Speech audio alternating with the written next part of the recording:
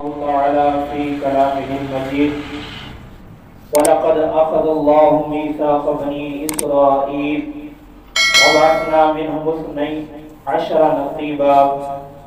آمنت بالله صدق الله العلي العظيم۔ اور آج جو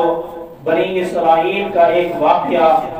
ان کی اتنی بڑی بڑی جسامت ہوتی تھی، اتنا بڑے بڑے قد ہوتے تھے جن کو دیکھ کر بھی لوگ خوف کو زدہ ہو جاتے تھے، اور اللہ رب العالمین نے ان سے ایک وعدہ لیا تھا، پھر انہوں نے اس وعدے کی خلاف ورزی کی تو اللہ رب العالمین نے ان پر لعنت بیان فرمائی۔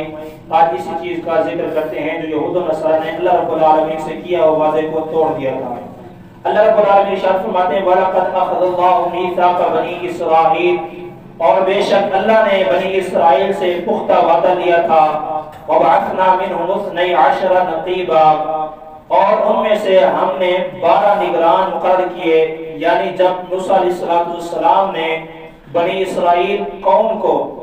فرعون سے نجات دے کر سمندر کراس کیا تھا تو اللہ رب العالمین کے حکم سے موسیٰ علیہ السلام نے پوری قوم کے 12 سردار مقرر کر لیے تھے۔ جب آپ نے اس سمندر پر اپنا آسم مبارک پھینکا تو سمندر کے اندر 12 راستے بن چکے تھے جو ہر ایک سردار اپنی پوری قوم کو لے کر ایک ایک راستے سے گزر رہا تھا۔ اور میرا موسیٰ علیہ السلام نے وہ چشمے، ایک پتھر تھا جس پر آپ نے اپنا آسم مبارک مارا اور وہاں سے 12 چشمے جاری ہو گئے، ہر ایک سردار اپنی قوم سے الگ الگ ایک ایک چشمے سے پانی پیتا تھا۔ یعنی وہ 12 ایک امام یا 12 سردار سمجھ لو ان کو مقرر کیا گیا، پھر ان 12 کے نیچے پوری قوم الگ الگ ایک ایک امام یا ایک ایک سردار کے پیچھے ان کی تابعداری کرتے تھے۔ تو اللہ رب العالمین نے فرمایا ہم نے 12 کو وہاں پر مقرر کر دیا نگران۔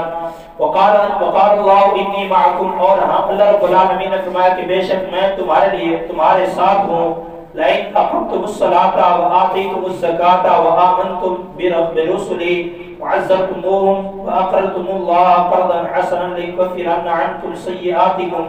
ولأدخلنکم جنات تجری من تحتها الانہار۔ ان 12 نگران مقرر کرنے، سردار مقرر کرنے کے بعد اللہ رب العالمین نے فرمایا ہر معاملے کے اندر میں تمہارے ساتھ ہوں، جس چیز کا بھی حکم آئے گا۔ آگے فرمایا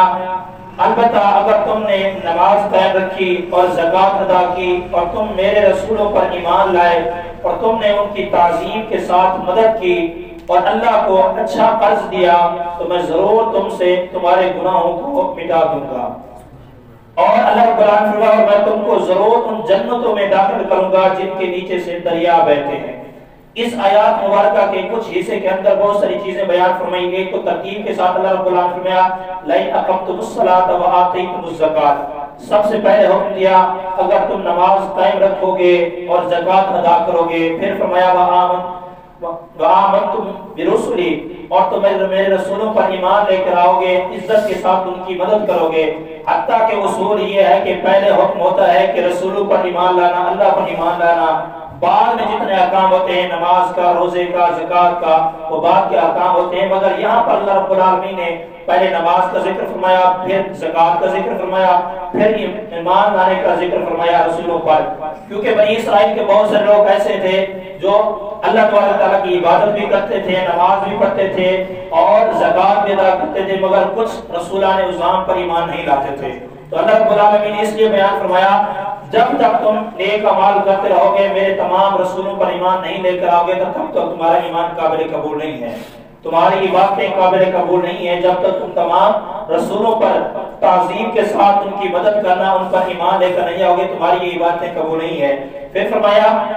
آگے کہ تم اللہ رب العالمین کی بارگاہ کے اندر اچھا قرض ادا کرنا۔ زکوٰۃ مال کو پاک کرنے کے لیے صدقہ ہوتا ہے، مگر جو صدقہ خیرات ہوتی ہے، نفلی ہوتی ہے، یہ اللہ رب العالمین کو قرض دینا حسنہ ہوتا ہے، جو اللہ رب العالمین اس کے صدقے سے خود فرما دیا ہم تمہارے گناہوں کو معاف فرما دیں، مٹا دیں گے اور تمہیں ایسے مقام پہ داخل کریں گے، ایسی جنت کے اندر جس کے نیچے نہریں بہتی ہیں۔ اور آگے فرمایا فمن بعد ذلك منهم فقد ضل سواء السبيل، سو تم میں سے جس نے اس کے بعد کفر کیا تو بے شک سیدھے راستے سے گمراہ ہو گیا۔ آگے فرمایا فبما نقضهم ميثاقهم لعناهم وجعلنا قلوبهم قاسية، تو ان کے عہد توڑنے کی وجہ سے ہم نے ان پر لعنت کی اور ہم نے ان کے دلوں کو بہت سخت کر دیا۔ يحرفون الكلم عن مواضعه، اور اللہ رب العالمین کے کلام کو اس کے مقامات سے بدل دیتے، اور وَنَسُوا حَظًّا مِّمَّا ذُكِّرُوا بِهِ، اور جس کے ساتھ ان کو نصیحت کی گئی تھی اس سے وہ بڑے حصے کو انہوں نے بھلا دیا تھا۔ اب اس واقعے کی کچھ پس منظر یہ ہے کہ اللہ رب العالمین نے فرمایا کہ ایک تو انہوں نے وعدے کو توڑ دیا، دوسرا جو کچھ ان کو نصیحت کے لیے دیا تھا یعنی تورات دی گئی تھی، پھر انہوں نے بہت ساری حصوں کو اپنے مطلب کی چیزیں پر عمل کرتے تھے، ورنہ بہت ساری چیزوں کو انہوں نے بھلا دیا۔ تو حضرت موسیٰ علیہ السلام جب اس قوم کو بنی اسرائیل کو لے کر فرعون سے نجات دینے کے بعد آگے پہنچے تو تب حضرت موسیٰ علیہ السلام کو اللہ رب العالمین نے حکم کے مطابق 12 نقیبوں کو، جو 12 سردار تھے، ان کو یہ حکم بھیجا کہ 12 نقیب یہ جبابرہ کی جاسوسی کے لیے روانہ ہو جائیں۔ یہ جبابرہ ایک قوم تھی، وہ اتنی بڑی طاقتور اور اتنے بڑے بڑے ان کے قد ہوتے تھے کہ ان کو دیکھ کر بندہ خوف زدہ ہو جاتا، اور اللہ رب العالمین کے حکم سے ان 12 سرداروں کو بھیجا گیا اس مخبری کرنے کے لیے، جاؤ کہ اس سے دیکھ کر آؤ اور وہاں پہ معائنہ کر کے آؤ کہ ان کے ساتھ تم نے جنگ کرنی ہے، جہاد کرنا ہے۔ اب یہ جب 12 امام وہاں پر پہنچتے ہیں تو راستے میں جا رہے ہوتے ہیں، ایک شخص ملتا ہے جس کا نام آج تھا۔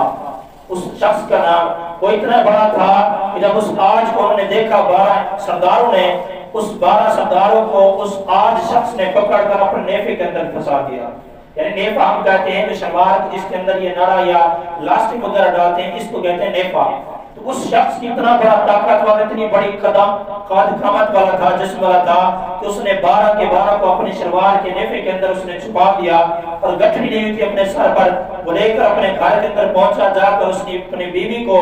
جا کر کہا کہ ان لوگوں کا کام دیکھو، سوچ دیکھو، گمان دیکھو، یہ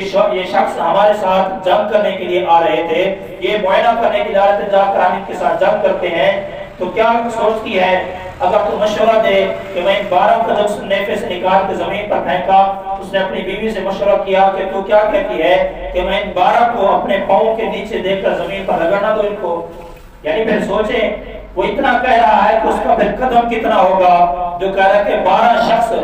سردار تھے، وہ ان 12 کو زمین پر پھینک کر ان کو پر پاؤں رکھ کے زمین پہ برابر نہ کر دوں تو کتنی بڑی طاقت والا ہوگا۔ کہتے ہیں جب وہ اس طرح چلتا تھا، سمندر کے اندر چلتے تھے، جو سمندر کی گہرائی کتنا ہے، اس کے پاؤں کے اندر کچھ پاؤں گیلے ہوتے تھے، کچھ پاؤں گیلے بھی نہیں ہوتے تھے، تو اتنا بڑے بڑے قد، اتنی بڑی بڑی ان کی جسامت ہوتی تھی، اور وہ سمندر سے، دریا سے، ہاتھوں سے مچھلیاں پکڑ کر سورج سے پکا کر وہ کھایا کرتے تھے۔ تو اللہ تعالیٰ نے اتنی بڑی طاقت والے انسانوں کو پیدا فرمایا۔ پھر جب ان 12 کو اس کی بیوی نے مشورہ دیا کہ ان کو چھوڑ دو، یہ جا کر اپنی قوم کو بتائیں گے تاکہ ان کو یہ سمجھ آ جائے کہ ہمارے ساتھ مقابلہ نہیں آ سکتے، تو ان 12 سرداروں نے یہ وعدہ کر لیا، عہد کر لیا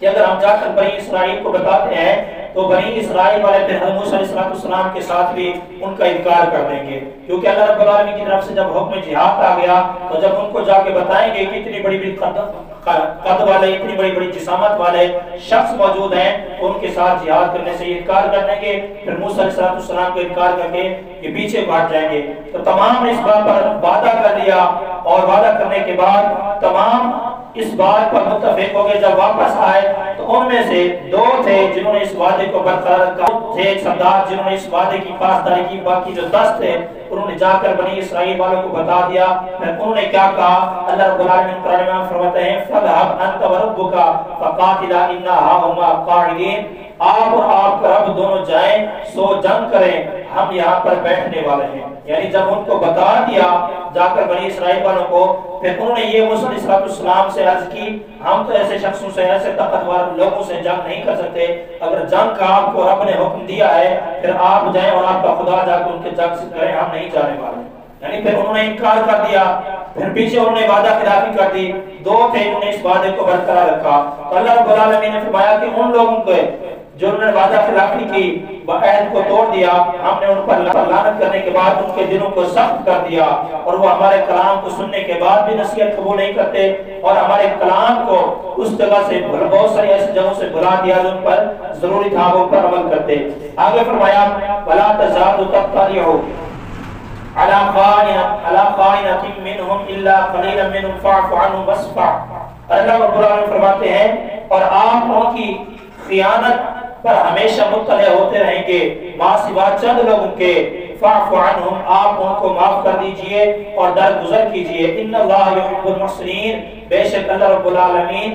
نیکی کرنے والوں سے محبت فرماتا ہے۔ یہ تھا یہود و نصارہ یہودوں کا. اور آگے ایک احوال بیان کیا اللہ رب العالمین نے نصارہ کا جو عیسیٰ علیہ السلام کو ماننے والے تھے. یہودی کہتے ہیں موسیٰ علیہ السلام ماننے کو اور عزیر علیہ السلام کو ماننے والوں کو, اور عیسائی نصارہ کہتے ہیں عیسیٰ علیہ السلام کے ماننے والوں کو. اللہ تعالیٰ نے ان کے بارے میں یہی فرمایا وَمِنَ الَّذِينَ قَالُوا إِنَّا نَصَارَىٰ أَخَذْنَا مِيثَاقَهُمْ فَنَسَوْا حَظًّا مِّمَّا ذُكِّرُوا بِهِ. اور ہم نے ان لوگوں سے بھی پختہ عہد لیا جنہوں نے کہا ہم نصارہ ہیں, تو ان کے بڑے حصے نے انہوں نے بھلا دیا اس بڑے حصے کو جو کچھ ہم نے ان سے نصیحت کی تھی. فَأَغْرَيْنَا بَيْنَهُمُ الْعَدَاوَةَ وَالْبَغْضَاءَ إِلَىٰ يَوْمِ الْقِيَامَةِ. اور جس کے ساتھ ان کو نصیحت کی گئی تھی تو ہم نے ان کے درمیان عداوت اور بغض کو روز قیامت تک لازم کر دیا ہے. یعنی جنہوں نے گمراہی کے راستے پر چلا ہمیشہ وہ ایک دوسرے کے دشمن رہیں گے. وَسَوْفَ يُنَبِّئُهُمُ اللَّهُ بِمَا كَانُوا يَصْنَعُونَ. اور ان قریب اللہ رب العالمین انہیں ان کاموں کی خبر کر دے گا جن کو وہ کرتے تھے. یعنی جو کچھ انسان یہود و نصارہ کر کے گئے یا ہم کر رہے ہیں ان قریب اللہ رب العالمین ہر ایک چیز کی خبر دے دے گا. وہ کون سا وقت ہے؟ جب قیامت کے دن آئے گا. ہم بچپن سے لے کر آج تک جتنا بھی کام کر چکے ہیں جو کچھ کر چکے ہیں ہم بھول بھی گئے ہیں. بہت سارے ایسے کام جو ہم نے پچھلے سال کیے تھے ہمیں یاد نہیں ہے, اور جو بچپن میں کیے تھے ہمیں یاد نہیں ہے. مگر ان قریب جب ہم قیامت کے دن میدان کے اندر جائیں گے, محشر کے میدان کے اندر, شروع سے لے کر آخر تک جو ہم نے کیا ہوگا, ہمارے ہاتھ نے کیا ہوگا, ہمارے پاؤں نے کیا ہوگا, ہماری زبان نے کیا ہوگا, اللہ رب العالمین سب کی خبر دے دے گا. تو اس لیے اللہ رب العالمین نے ہم سے بھی یہی وعدہ دیا ہے کہ ہم جو کچھ ہمارے اوپر حکم نازل کیا گیا ہم اس پر کی پاسداری کریں, اس پر عمل کریں. ہم بھی ان لوگوں کی طرح نہ ہو جائیں جنہوں نے اللہ اور اس کے رسول کے عہد کو توڑ کر ناشکری کی اور اس وعدے کو خلاف ورزی کی. تو اللہ رب العالمین نے یا تو ان پر لعنت کی ہے یا انہیں پھر مسخ کر کے خنزیر اور بندر بنا دیا.